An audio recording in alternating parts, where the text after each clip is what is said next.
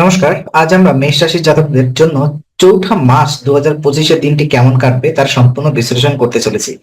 আজকের দিন আপনার জন্য কতটা শুভ, কোন বিষয়ে সতর্ক থাকতে হবে, আসুন বিস্তারিত আলোচনা করি।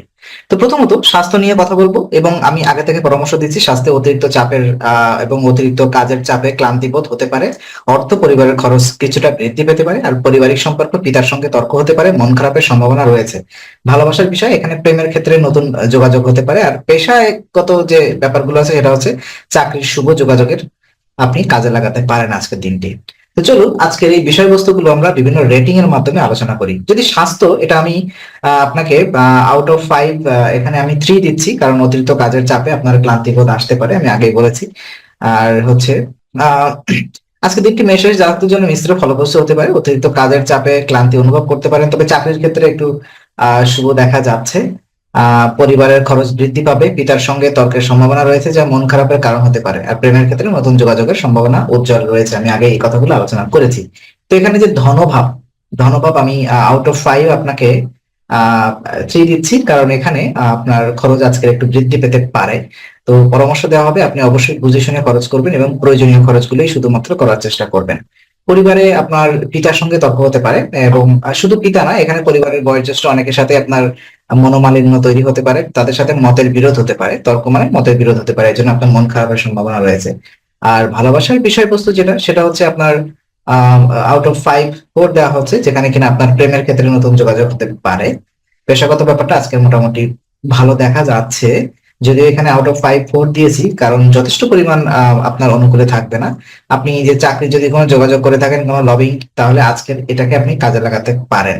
তো এই ছিল আজকের ব্যাপার, এবং এরপরে যদি শুভ অশুভ সময় নিয়ে আমি কথা বলতে চাই, তাহলে আপনার শুভ সময় 9টা 45 থেকে সকাল 9টা 45 থেকে সকাল 11টা 20 পর্যন্ত আপনার জন্য খুব শুভ সময়।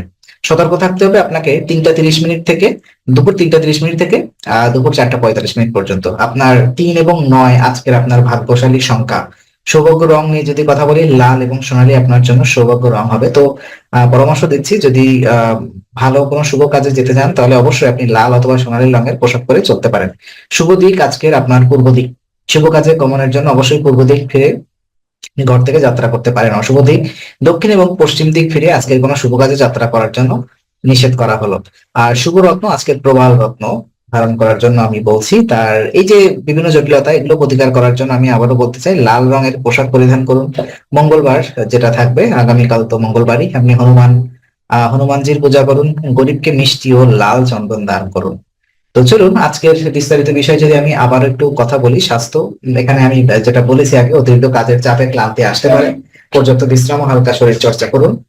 ওকে, যোগ ব্যায়াম, মেডিটেশন, মানসিক শান্তি আপনার আসতে পারে। অর্থ নিয়ে যদি কথা বলি, তো পরিবারের খরচ বৃদ্ধি পেতে পারে, বাজেট অনুযায়ী চলতে হবে আপনাকে। বিনিয়োগের ক্ষেত্রে সতর্ক থাকুন, আর পরিবারের পিতার সাথে তর্ক হতে পারে, ধৈর্য ধরে পরিস্থিতি মোকাবেলা করুন।